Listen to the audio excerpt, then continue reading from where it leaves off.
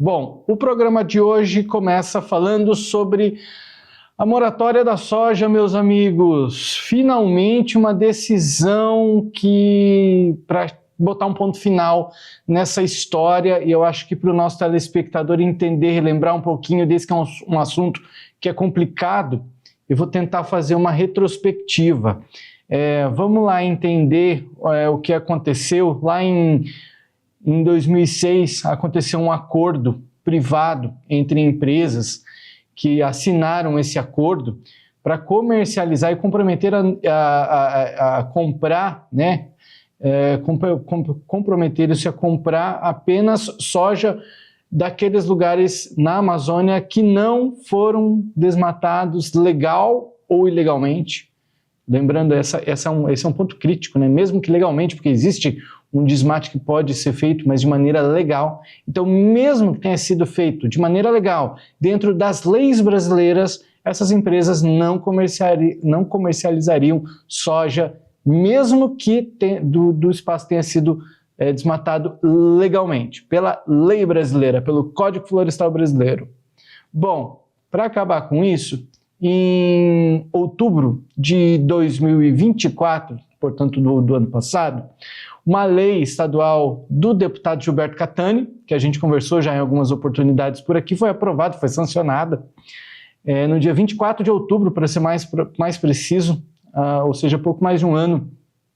A lei foi sancionada, publicada. Depois dessa publicação começou um imbróglio a respeito desse assunto. STF, lá em dezembro do ano passado, aí aproximadamente 2 meses depois, né, pouco menos de 2 meses depois da sanção da lei estadual, o STF foi lá e suspendeu liminarmente com uma ação direta de inconstitucionalidade, ou seja, estava avaliando se era constitucional ou não proibir incentivos, que era o que a lei do Gilberto Catani, aliás, é o que a lei do Gilberto Catani quer, que é acabar com incentivos para aquelas empresas que são signatárias desse acordo, que não faz sentido. E, então, portanto, a lei que passaria a valer em 1º de janeiro de 2025, pronto, perdeu já sua validade, pelo menos temporariamente a partir dali, por causa de uma suspensão liminar aí do STF. Agora a gente vem com desdobramento, depois de muito avaliar, que essa demora também se torna até um pouco questionável, né? Ontem o STF formou a maioria para validar essa lei do Gilberto Catani, que veta esses benefícios a quem adere à moratória da soja. Vamos lembrar também que nesse meio do caminho, em agosto e setembro, a gente voltou a falar desse assunto, que o CAD entrou no meio dessa briga, né? O Conselho Administrativo de Defesa Econômica entrou nesse meio do assunto aí, né, para tentar acabar com a moratória da soja. Enfim, vou começar com Daiane Kirnev, minha amiga, porque é uma lei que ela não faz muito sentido, né? Eu acho que por conta dessa demora, e a Biov também, que é uma das responsáveis por esse acordo, ela está muito à frente desse acordo e ela briga muito por esse acordo. Isso mostra que tem um interesse comercial muito grande aí por trás, porque se fosse algo assim irrelevante, acho que ninguém ia querer brigar tanto por isso, né? Certamente, José. A Biov tem lutado com unhas e dentes para manter a moratória da soja, né? A gente sabe que a Biov ela é fomentada pela MAGE, então certamente o interesse comercial aí, e eles vão formando junto a esse grupo da Biov outras empresas, né, que somadas dão mais de 90% de todas as empresas compradoras do nosso país. Então veja só, Jossan, vira um cartel, porque as pessoas não podem mais comercializar, mesmo que elas tenham aberto após 2008 legalmente, elas não podem comercializar essa produção, nem fazer nenhum tipo de negociação. Então, isso acaba restringindo o mercado, é um boicote de mercado, né? Eles falam cartel de mercado, que é algo que não é lícito.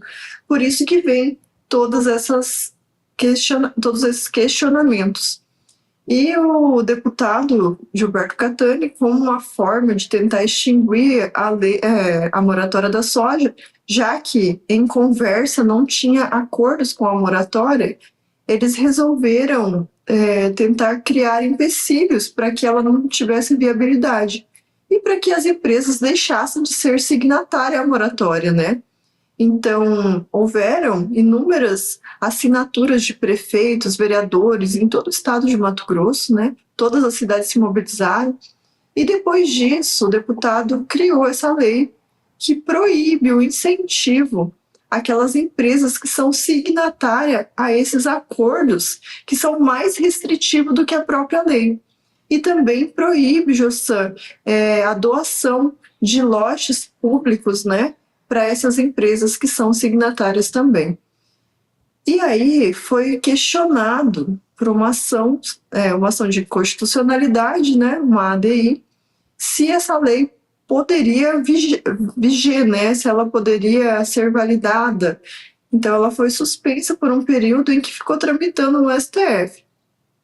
Agora a gente teve a aprovação de que é possível, sim, retirar incentivos fiscais. Até eu tenho a leitura aqui do relator da decisão do STF. O relator disse: o poder público não é obrigado a fornecer incentivos fiscais à companhia que sigam critérios ambientais mais rígidos do que o estabelecido pela legislação nacional. Então é isso que a gente sempre fala, né? A moratória da soja ela deveria ter acabado há muito tempo, porque ela vai muito além, né, da legislação, que já é a mais rígida do mundo, a gente não tem dúvida, nem sombra de dúvida sobre isso. E então, por causa disso, o STF aprovou agora, né, foi mantida a constitucionalidade da lei e a partir do ano que vem essa lei entra em vigência. Muito bem. Seu Bianco, mais um dia para ser comemorado aí dentro do agronegócio brasileiro. Exatamente, Jossan. Parabéns ao STF. E eu gostaria de acrescentar o que a Daiane falou, é que essa lei, ela é muito bem feita, dizendo-se que o Estado de Mato Grosso não pode dar doação de terrenos e incentivos fiscais. Aquelas isenções de impostos que todo e qualquer estado e município gosta muito de se dar para que você possa montar uma indústria, algo dentro do seu estado, do seu município. Aí o que é que tem? Tem uma competição entre estados, cada um fala, não, o meu ICMS é 18%, eu te dou isenção aí para 2, 5 anos se você montar sua indústria dentro do meu estado. Então essa lei proíbe isso para empresas que participam desse cartel. Agora, o que é um cartel, no nosso entender, só para a gente recapitular? Um cartel, ou por que é que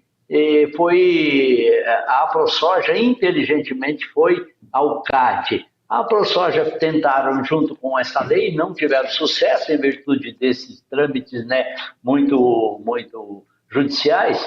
Aí, a AproSoja foi direto ao CAD. O CAD é o órgão do governo federal que cuida exatamente para não se formar um cartel. Para a gente exemplificar um pouquinho mais e resumir um pouco, o que é um cartel? Vamos num exemplo de postos de combustíveis.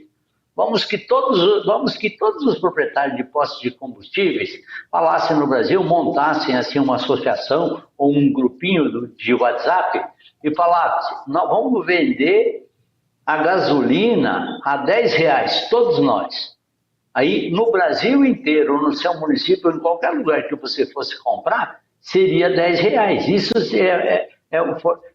é um cartel que eles falam. Não se dá a livre iniciativa da concorrência. Por quê? Porque todos eles iriam ganhar muito dinheiro e quem seria prejudicado? O consumidor. Então, existe esse CAD, que é o conselho que fiscaliza isso, não deixa se fazer esse cartel. Isso são pensamentos muito bem avançados. Para quê? Para que exista a livre concorrência. Dessa maneira, a gente vai abastecer num posto de combustível, seja um em frente ao outro, existe uma diferença de preço. Por quê? Porque eles não podem combinar preço. E se combinarem preços, automaticamente serão multados e cairão nas leis desse CAD. Então, aí, um parabéns ao Catani, que fez a lei, parabéns à ProSoja, que questionou, brigou, tanto de um lado quanto do outro, foi para o CAD, tentou tudo. E tudo isso reverte o quê? A um pouco menos de prejuízo para os nossos produtores rurais. Daiane, só lembrando que a moratória não está impedindo ninguém de... Aliás, essa lei do Catani não está impedindo ninguém de fazer compra, né? Só está tirando incentivo das empresas. Se você quer exigir, então que a gente também tem o direito, né? Eu acho que é o toma lá da cá, né? Olho por olho, dente por dente. Se você quer exigir, então a gente também não vai te dar incentivo. Jassan, é algo que assim, muitas vezes essas empresas se instalam, né, em municípios e acabam um terreno, né, ou igual o Bianco trouxe, alguns descontos ali por alguns anos até ela se estabelecer, afinal de contas, né, acaba sendo um momento de investimento, então é interessante você ter esses incentivos fiscais num momento de investimento. Então, o que buscou-se aqui foi retirar desses signatários, né, que não estão cumprindo com a lei, estão sendo mais exigentes, estão sendo desleais ao mercado. Por que desleais? Porque eles proíbem e eles dificultam a livre iniciativa de vendas no mercado, né? Eles estão escolhendo para quem que eles vão vender. Essa é a realidade, né? E para quem que eles vão comprar e para quem que eles vão vender produtos também. Porque essas empresas não só deixam de comprar a soja, a gente fala assim, não compra soja. Só que assim, a gente tem que lembrar que elas não comercializam, ou seja, elas não vendem produtos também. Então esse produtor não consegue comprar, porque na maioria das vezes ele iria entregar em soja. Como que ele vai entregar em soja se a empresa não vai receber dele? Então ele não comercializa. Então a brincadeira é mais embaixo ainda, né? É muito mais prejudicial. Então a gente pensa, né? Nós temos uma legislação regula essa situação. Nós não precisamos de pactos que sejam mais rígidos que a nossa legislação. Afinal de contas, como a gente já sempre menciona aqui no estado novo, jovem, tem cidades que estão em pleno desenvolvimento, que ainda há possibilidade de abertura de áreas, até para que essas áreas elas tenham uma finalidade social, né, um caráter social, que ela tenha, ela traga empregos, ela desenvolva os municípios que ela pertence.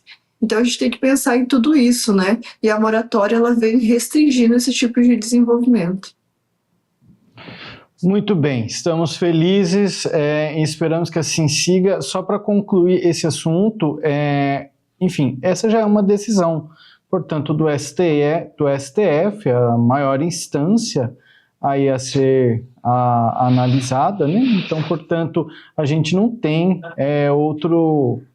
outra decisão a ser tomada, já que é uma lei, ela passou e foi sancionada, passou pela Assembleia Legislativa do Estado de Mato Grosso, foi sancionada pelo governador do estado, o STF foi julgar se era inconstitucional ou não, depois de um ano, julgou que, enfim, ela é válida, então ela passa a valer a partir do próximo ano. Ela pode ter alguma definição, mas é só sobre texto ali, alguma alteraçãozinha, mas é só sobre texto, mas o conteúdo dela passa a valer, então, portanto, a partir de 1º de janeiro de 2026, e até para que as empresas aí tenham tempo para se adaptar. Então, essa é a decisão, todos do agronegócio felizes, porque é mais um benefício que pode garantir aí melhorias para os produtores rurais mato-grossenses.